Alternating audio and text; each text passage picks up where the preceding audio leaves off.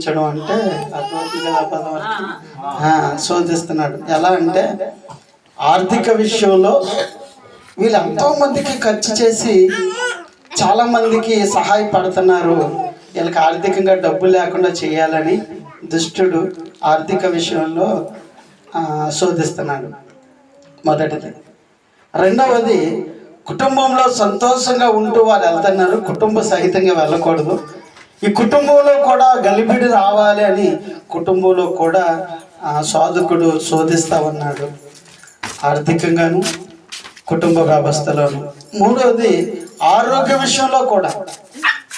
విషయంలో కూడా లేగలేని పరిస్థితులు, వచ్చే పరిస్థితులు దుష్టుడు వారిని కలిబిడి చేస్తూ ఉన్నాడు. వారికే కాదు, వారితో పాటు ఉన్న మేము కూడా కొన్ని పరిస్థితులు అలాంటివి ఎదుర్కొంటున్నాం. అయినప్పటికీ కూడా మీ మధ్యకి రావడానికి దేవుడు కృప చూపిస్తూ ఉన్నాడు.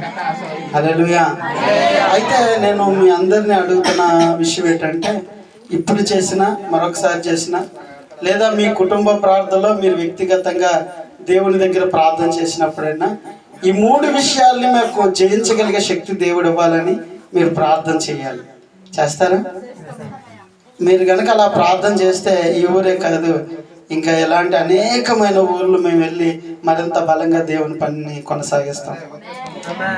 లాస్ట్ మంత్లోనే రావాలి అసలు మేము ఇక్కడికి, కానీ రాలేకపోవడానికి గల కారణం ఏంటంటే సాతానుడు ఆర్థిక విషయంలో దెబ్బ కొట్టడం ఆరంభించాడు.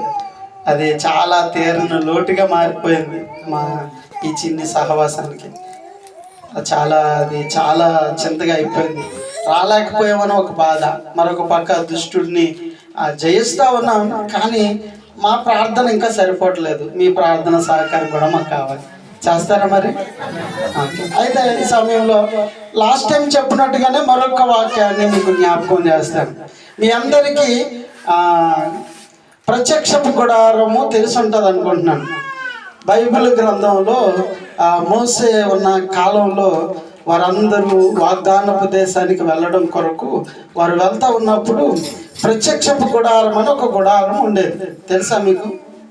ఏటంత సీరియస్ చూస్తున్నారు, ఏదో గుడారం అంటున్నారని. సరే, అక్కడ ఈ ప్రత్యక్షపు గుడారంలో 3 స్టెప్స్ ఉంటాయి అన్నమాట.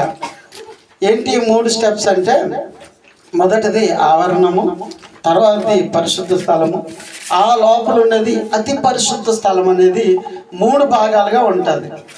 ఈ 3 భాగాలుగా ఉంటుంది అన్నమాట ఈ ప్రత్యక్షపు గుడారం.